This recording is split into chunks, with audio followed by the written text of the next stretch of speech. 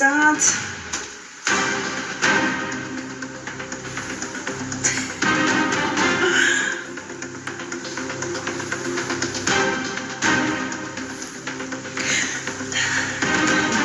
ባለቤት ስታይ ልትል እንደምትችል አስተኛለ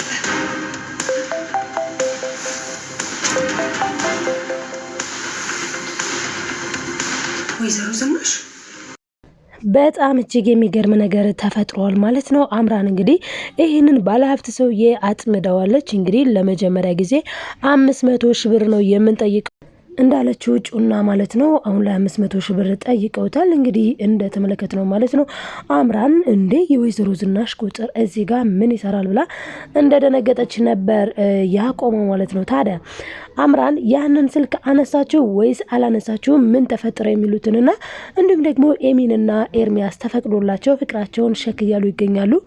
ኤሚን እውነት ለመናገር ከሕክምና አገግማና ድና በመመለሷ በጣም ደስ ብሎኛል። ታዲያ በዚህ ሰዓት ላይ ዳግም የት ሄዶ ነው እየጠፋው የሚሉትንም የምናይ ይሆናል ማለት ነው። ሰላም ሰላም ውዶችዬ እንዴት ናችሁ? በያላችሁበት ሰላማችሁ ይብዛልኝ። ይሄንን ቪዲዮ ውስጥ ጀምሩ፣ በላይክ ጀምሩ። ቪዲዮውን እስከ ፍጻሜው አብራችሁኝ እንድትቆዩ በአክብሮት እጋብዛለሁ ማለት ነው ውዶችዬ። እንግዲህ ኑሃሚን የተሰኘውን በጣም ደስ የሚለውን ድራማ አጓጊና ተወዳጅ ድራማ ይዤላችሁ መጥቻለሁ ማለት ነው ተወዳጆች። ታዲያ እናንተም ላይክ፣ ሰብስክራይብ፣ ሼር ማድረጋችሁን አትርሱ ማለት ነው።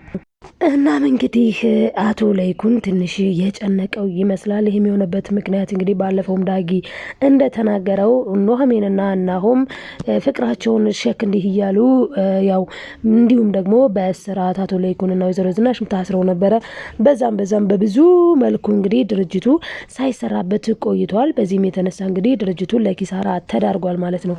ታዲያ እንግዲህ ይሄንን ኪሳራ ለመሸፈን ደግሞ አቶ ተሰማ ያመጡት አማራጭ ምንድነው? የኛ ቤት በማለት እንግዲህ ያው አብሮት እንደሆነ ለአቶ ለይኩን ነግሮታል ማለት ነው። አቶ ለይኩንም አይ ተሰማ ወዳጄ ይሄ እንኳን አይሆንም በጭራሽ ቢለውም ነገር ግን ደግሞ እኔ በጣም ነው ደስ ያለኝ በነገራችን ላይ አቶ ተሰማ ያንን በማለቱ። በእርግጥ እዛ ድርጅት ላይ ኑሃሚንም እንደ ሰራተኛ ስላለችበት ኪሳራውንም ጥፋቱንም ልማቱንም ትነግራቸዋለች ለአቶ ተሰማ ማለት ነው። በዚህም የተነሳ እንግዲህ አቶ ተሰማ ደግሞ ነው እንደዚህ ዚህን ያክል ከምትጨናነቁ የኛው ቤት ተሽጦ እኔ ደግሞ አሁን ስራ ስላለኝ ተከራይቼ መኖር እችላለሁኝ። ስለዛ እስካሁን የተደረገልን በቂ ነው፣ ይሄንን ቢያንስ እናድርግ ብለዋል። ነገር ግን አቶ ለይኩን አሁን ላይ ለዳጊም ራሱ ሰርፕራይዝ አዘጋጅቷል ማለት ነው። እንግዲህ በዚህ መልኩ በጣም ደስ በሚል ሁኔታ ያ ፕሮግራም ማለት ነው የኬኩ ቆረሳም ሰላምታውም ሁሉም ደስ ይል ነበር። በተለይ ደግሞ ኤሚንና ኤርሚያስም ፍቅራቸውን እንዲቀጥሉ ተፈቅዶላቸዋል ማለት ይቻላል። አቶ ለይኩን እንግዲህ ይቅርታ ጠይቆኛል ቤቴ ድረስ መጥቶ ከዚህ በላይ ደግሞ ምንም ማድረግ አይጠበቅበትም፣ ልጄን ይወዳታል። እንግዲህ ከህመሟ ከመጀመሪያ ጀምሮ እስክታገግም እስከዚህ ሰዓት ድረስ አብሯት ነው ያለው። ስለዚህ በጣም ደስ ብሎኛልና እንግዲህ አብረው ይሁኑ እንደማለት ነው የፈቀደው ማለት ነው። ይህም የሆነበት ምክንያት እንግዲህ ኤሚን ነብሰ ጡር ነበረች በዛ ሰዓት። ታዲያ ኤሚን ልጄን ተአምር ቢፈጠር አላስወጣም፣ ባይሆን አባት አለው ልጁ ዝም ብዬ አላረገዝኩትም፣ ስለዚህ አባቱ መጥቶ የመሰለውን መናገር ይችላል ብላ ነበረ። በእርግጥ እሷ ያን ያለችው ኤርሚያስ መጥቶ ለኔ ያግዛል እንዴ ልጄማ በተአምር አይወጣም ፈጣሪ እንደዚሁ ያድናታል ምናምን ብሎ ልጁ እንዲድን ስለሚያስብ እኔም ደግሞ ልጄን ከማስወጣ ብሞት ይሻለኛል የሚል እሳቤ ነበር ያዘችው። ታዲያ በዛ ሰዓት ኤርሚያስ ምን አላት ነው ይሄ ሊሆን አይገባም፣ ከልጁ ይልቅ አንቺ ትበልጭብኛለሽ። ልጁን እኮ ዛሬ ነው ነፍሰ ጡር እንደሆንሽ ማለት በቃ ዛሬ ነው አሁን ነው የሆንሽው። ነገር ግን እኔ የወደድኩት ልጁን ፈልጌ ወይም ደግሞ ልጅ ለመውለድ አስቤና አቅጄ እኮ አይደለም አንቺን ያፈቀርኩሽ። ነገር ግን ፍቅራችን ከሁሉ ይበልጣል፣ ደግሞ ለኔ አንቺ ትበልጭብኛለሽ በማለት እንግዲህ ለልጁ ያው ደንታቢስ ሆኖ ሳይሆን ግን የሷ ጤና ይቀድማል። የሷ ጤና መጀመሪያ እሷ ደህና ስትሆን ነው ልጅም እኮ የሚያድገው። እሷ የሆነ ነገር ብትሆን ልጅ ወጥቶ ማንስ ያሳድገዋል? እንዴት ሲሆናል እንዴ? በተለይ ደግሞ ኤርሚ ቅመም እንኳን ይሄው ጎዳና ለጎዳና መከራ እያየች ነው ያደገችው ማለት ነው።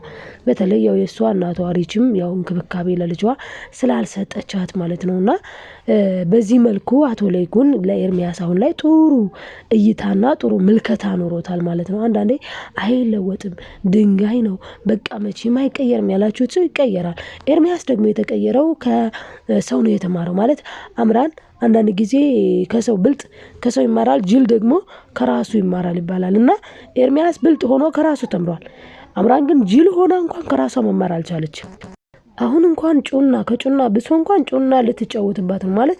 በእርግጥ ጩና ያ ገንዘብ ሲመጣ አምራን ሰርታ ምን ብላ ያመጣችውን ገንዘብ እንጨፈርበት፣ እንጠጣበት፣ እንጨብስ፣ እንቃም ምናምን ነው የምትለው።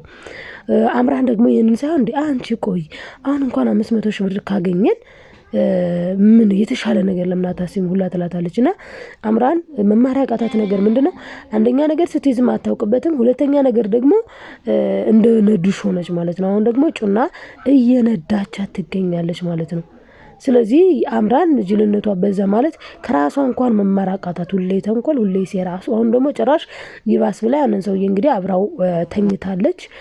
እንግዲህ እስኪ ይህንን ቪዲዮ ስታይ ሚስትህ ምን ልትል እንደምትችል እስኪ እንደ መረጃ እናያዘው ብላ ነው እንግዲህ ፎቶ አብራው የተነሳችው ማለት ነው። ሰው ወዶ ፈቅዶ እኮ አብረው ላይፍ አሳልፎ አብረው ተኝቶ አብረውን ነገር አድርጎ ፎቶ ተነስቶ ቢለጠፍ ችግር የለውም። ይሄ ሰው ግን አንደኛ ነገር ብር ይሄው ብር አለ ብር ፈርተ ከሆነ አንተ አትጋብዘኝ ምን ነኝ መጋብዝ ችግር የለም ብላ ፎቶ ብሩን እንደዚህ ታሰረ ብር አሳየችው። በዛ ላይ ደግሞ ጭራሽ በቃ ቤተሰብ የለኝም እናቴ ሟች ናት ህፃኑኝ ነው እናቴ ሞተችው። በእርግጥ ይሄን ነገር ከዚህም በፊት ብላለች አምራን እናቴ ሞተችው ህፃኑኝ ነው ብላለች። እና እንግዲህ በህፃንነቴ እናቴ ሞተች አባቴ እንደሞ አልወደውም የሚሉት ነገር ትሩ ናቸው። ከዛ እና እንግዲህ ከዛ በኋላ ያሉት ነገሮች ግን ያው የውሸት ናቸው ማለት ነው። ባል ያባሩኝ ከዛ ተባረሪ ምናምን በጣም ብዙ ነገሮች ማለት ነውና እንግዲህ የአምራን ጉዳይ መቼም አሳሳቢ ነው። ሁሌም ቢሆን አምራን ለጥፋት የተዘጋጀች ጦር ብላችሁ ሳሏት። እኔ እንደዛ ነው የምለው። እስቲ እናንተስ ምን ትላላችሁ ዶችዬ? እናም እንግዲህ በጣም ደስ ያለኝ እኔ ግን ወይዘሮ ፋንቱ ነች። ወይዘሮ ፋንቱ እንግዲህ የሰውን ህይወት ነው ያተረፈችው። በእርግጥ በጣም ነው የሚገርመው። አንዳንድ በጣም በጎ ሰዎች ደግ ሰዎች ህይወታችሁን አትርፈው እንኳን ስታመሰግኑ ምስጋናውን አይፈልጉትም። ምን ይላሉ እንዴ እኔ እኮ አይደለም ህይወትሽን ያተረፍኩት ነው ያለቻት። ፈጣሪ በእኔ ላይ እኔ ጋር ያስቀመጠውን ነገር ነው የሰጠውሽ። እንግዲህ መቅኔን ያክል ነገር ነቅሎ ማለት ከሷ ላይ ተነቅሎ ከማን ነው የተተከለው? ከኤሚን ላይ ነው። እና አምራን እንግዲህ ምን ጠይቃቸው እንደነበረ ሁላችንም እናውቃለን። 80% የድርጅቱን ጠይቃ ነበረ። እና ወይዘሮ ፋንቱ ግን በነፃ ነው ምንም ነገር አልፈልግም ፈጣሪ የሰጠኝን እኔ ጋር አስቀመጠ ለኤሚን ነበር የተቀመጠው ይኸው ሰጠዋት። እንደዛ ነው ያለችው ማለት ነው። እንግዲህ ወይዘሮ ፋንቱ በጣም ነው ደስ ያለኝ እውነት እንደ ኑሃሜን አሁን በጣም በቃ ደስ የሚል ስብዕና ለሰዎች መልካም ነገሮችን ማድረግ። ስለዚህም እንግዲህ ሚጣ በጣም ነው ደስ ያላት። ሚጣ ራሱ ምን አለች ማለትም ቅመምዬ ቅመም ምንድነው ያለችው? ግን እኮ አዳንሻት አይደለ አንቺ እኮ ነሽ ያዳንሻት ኤሚንን እኮ አንቺ አዳንሻት ስትል ምንድነው ያለችው? አይ እኔ አይደለሁም ያዳንኳት እኔ ሳልሆን ቅመምዬ ያዳናት እግዚአብሔር ነው ፈጣሪ ነው ያዳናትኝ። ምክንያቱም እስኪ እኛ እኮ ፈጣሪ እኮ በሰው ላይ አድሮ ነው ስራውን የሚሰራው። እስኪ እኛ የጎዳና ተዳዳሪ ነበርን። ጎዳና ላይ ማንን ላከልን? ኑሃሜንን ላከልን። ከዛ እኛ ደግሞ ለኤሚን ደረስንላት። ኑሃሜን እኛን አነሳችን። ከዛ ደግሞ እኔ ስራ አገኘው። ከዛ አንቺም አባትሽን አገኘሽ። ከዛ ደግሞ ለኤሚን ደግሞ እኛ ፈጣሪኛን እኔን ለኤሚን ደግሞ አዘጋጀ። ስለዚህ ይሄ የፈጣሪ ስራ እንጂ የኔ ስራ አይደለም ነው ያለቻት። እንደዚህ ነው መልካምነት፣ በጎነት፣ ደግነት በጣም ደስ ይላል። እና እንግዲህ ያው አቶ ለይኩን ለዳግምም እያሰበ ነው። ዳግምንም ሰርፕራይዝ ማድረግ ይፈልጋል። ነገር ግን አሁን ላይ ደግሞ ያው ድርጅቱ በጣም ከስሯል። እንደዛ ከስሮም ግን ያንን ቤት እንግዲህ ሰርፕራይዝ ሳያደርጋቸው ቀድሞ ቤቱን ሽጦ ለድርጅቱ ማሟያ ማድረግ ይችል ነበር። ነገር ግን ያሰበውና ያቀደው ለልጄ ለናሆም ብሎ ነው የተገዛው ያ ቤት ማለት ነው። ስለዚህም እንግዲህ ሰርፕራይዝ ያደረገበት ነገር ደግሞ በጣም ነበር የሚገርመው። ለነ ወይዘሮ ዝናሽና ለኤሚን እየነገሩ ነበር፣ እንዲሁም ደግሞ ለፋንትሽ እናም ለኤርሚያስ ማለት ነው። ያው እሱም ስለነበረ እናም እንግዲህ በጣም ነው ያስደምመኝ ማለት ነው። ሰርፕራይዝ ያደረገበት ነገር እንግዲህ ታግቻለሁ ነበር ያላቸው በራሱ ድምፁን ቀይሮና ሲሄዱ ቤት ነው እና በጣም ነበረ ደስ የሚለው።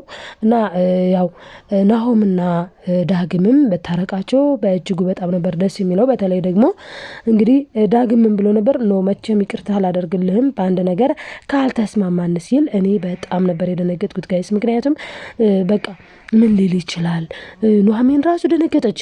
እንዴ ድንገት እንኳን ኑሃሜንን ስጠኝና እንዳይል ነው ፍርሃቷ። በእርግጠኝነት ኑሃሜን የደነገጠችው በጣም ነበር የሚያስደነግጠው እዛ ጋር። ነገር ግን ዳጊ ያለው ነገር ደግሞ በጣም ነበር የሚያስቀው በጣም ነበረ በእውነት።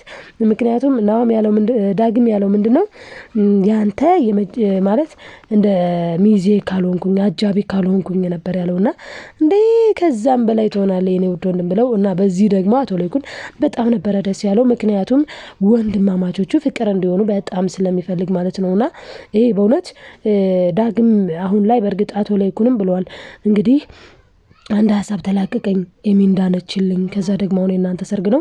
ከዛ ግን በጣም የምፈልገውና በጉጉት የምጠብቀው ደግሞ ዳግም ፍቅረኛ ይዞ የሚወዳት የምትወደው ነው የተባለው። እንግዲህ ጩናና ዳጊ ይፋቀራሉ ታያላችሁ። እንግዲህ እኔ ነግሬያቸዋለሁ፣ የምሬ ነው የምላችሁ ጩናና ዳጊ እንደሚፋቀሩ ነው። እዚህ ጋር ጩና በተለይ አሁን ያው የገባላት ይመስላል ማለት ነው ፍቅር ያው ፍቅር ጥሩ ነው እንግዲህ ጩናዬ እየነገረቻት ነው አምራንም አጠገቧ ሆና እንደዚህ አይነት ነገሮች እኛንም ጀማምረውን ነበር አንድ ሰሞን እያለች። ምክንያቱም አምራን ኤርሚያስን በጣም ነበር የምታፈቅረው በነገራችን ላይ በጣም ከሱ በኋላ ናሆምን እንኳን ለገንዘብ ነው የፍቅር አይደለም።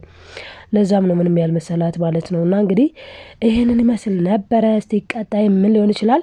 እናንተም ሀሳብ አስተያየታችሁን ኮሜንት ላይ ማስቀመጣችሁን አትርሱ።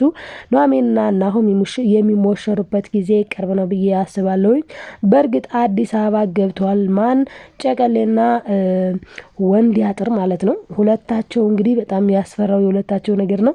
እንግዲህ ሁለታቸው በመሃል ምን ሊፈጥሩ ይችላሉ፣ ምን ሊያመጡ ይችላሉ የሚለውንም ደግሞ በቀጣይ የምናየው ይሆናል ማለት ነው። አብራችሁ ስለነበራችሁ ከልብ አመሰግናለሁ። ላይክ፣ ሰብስክራይብ፣ ሼር ማድረጋችሁን አትርሱ።